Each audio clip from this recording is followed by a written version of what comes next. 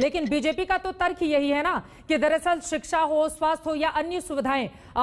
जितनी भी तेजी से तमाम योजनाओं को आप इंप्लीमेंट कीजिए, जनसंख्या इतनी तेज गति से बढ़ती है कि वो तमाम योजनाएं जहां से शुरू होती हैं वहीं पर धरी की धरी रह जाती हैं। इसी सवाल के साथ अनुराग भदौरिया जी, सीधे आपका रुख करते हुए, अब बीजेपी कुछ लेकर आ रही है तो आपको इसमें चुनाव नजर आ रहा है। अरे अगर कुछ अच्छा काम अगर आपकी विरोधी पार्टी की ओर से किया जाता है तो दिल खोलकर उसका स्वागत भी तो करना सीखिए अनुराग भदौरिया। जनसंख्या की समस्या नहीं है उत्तर प्रदेश के लिए,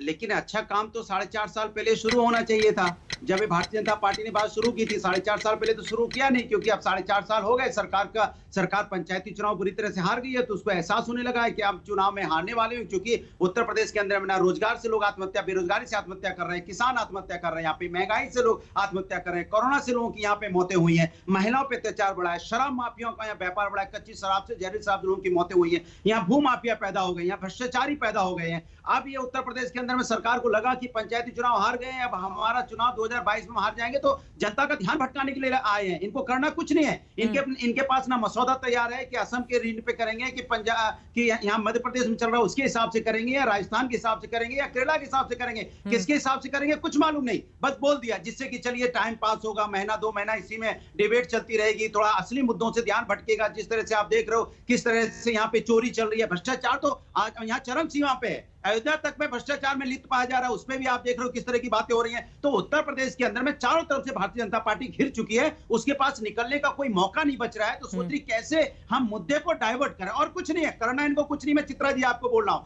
करना होता तो 4 साल पहले इन्होंने ये मुहिम शुरू कर दी होती, हो जाता, करना नहीं है, लेकिन सिर्फ मुद्दा बनाना है, माहौल बनाना है, और कुछ नहीं करना है। क्योंकि चुनाव आ गया ना 2022 में, चुनाव तो इनके लिए ये वो होता है ना कि चलो सत्ता पाना है, जनता की चिंता नहीं है। जनता की चिंता होती तो अब तक तो किसानों की समस्या का समाधान कर दिया होता, जनता की चिंता होती तो महंगाई पे भी चर्चा करते, जनता की चिंता होती तो महिला पर भी बोल लेते। जिस टॉपिक पर आप बोलने के लिए अनुराग भदौरिया यहाँ पर बैठे हुए हैं, ठीक है, आपका 1.5 मिनट खत्म हो गया, आप आगे बोलिएगा, आप आगे बोलिएगा, ठीक है। विष्णु जैन जी, अब आप, ठीक है सर, 1.5 मिनट आपका खत्म हो गया, आगे आप बोलिएगा। विष्णु जैन जी, जनसंख्या नियंत्रण कानून या फिर जो प्रावधान लेकर उत्तर प्रदेश और असम की दोनों ही सरकारें लेकर आने जा रही हैं, इसकी जरूरत वर्तमान समय में आखिर क्यों है, आप कैसे समझाएंगे? देखिए चित्रा जी, मैं ये बात बहुत संजीदगी से आपके चैनल पे करना चाहता हूँ कि आपने आज जो टॉपिक चुना है डिबेट का, ये बहुत महत्वपूर्ण टॉपिक है, और ये डिबेट आज से नहीं चल रही है, पिछले 50 सालों से देश में चल रही है। और मैं यहाँ पे शौक हूँ, अभी कांग्रेस के प्रवक्ता यहाँ पे एक बात बोल के चले गए,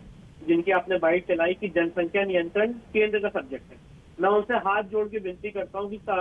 मतलब प्लीज संविधान पढ़ लीजिए, क्योंकि जो लिस्ट 3 है उसमें आइटम 20A के तहत पॉपुलेशन कंट्रोल कॉन्करेंट लिस्ट में आता है, जो राज्य और केंद्र दोनों उस पर कानून बना सकते हैं। तो उन्होंने एकदम टोटल ये मिस स्टेटमेंट ऑफ फैक्ट यहाँ पे आपके चैनल में बोला, और मेरी ड्यूटी थी एज अ लॉयर उनको करेक्ट करना। दूसरी बात मैं ये कहना चाहता हूँ, यहाँ पे जितने पॉलिटिकल पार्टीज के प्रवक्ता बैठे हैं, चाहे कांग्रेस के हों चाहे अनुराग भदौरिया जी हो, मैं उनसे कहना चाहता हूँ जनसंख्या नियंत्रण, ये जो अमेंडमेंट आई इंदिरा गांधी की सरकार लाई है, और अमेंडमेंट की डेट नोट कर लें, 31 जनवरी 1977 को ये अमेंडमेंट कॉन्स्टिट्यूशन में किया गया था, जिसमें केंद्र और राज्य को पावर दी गई थी पॉपुलेशन कंट्रोल पे कानून बनाने की। और यूपी लॉ कमीशन इस पे बहुत एक्सटेंसिवली काफी दिनों से काम कर रहा है। तो ये कहना जनसंख्या नियंत्रण आज का उपजाया हुआ कोई काम है, मैं उसको गलत मानता हूँ। लव जिहाद के केस में भी आपने देखा होगा, लव जिहाद पे जो राज्य सरकार यूपी सरकार ने कानून बनाया था, उस पर बहुत एक्सटेंसिव रिसर्च है यूपी लॉ कमीशन की, जस्टिस मित्तल की, जिनकी आपने बाइट भी चलाई, और उसको आधार मान के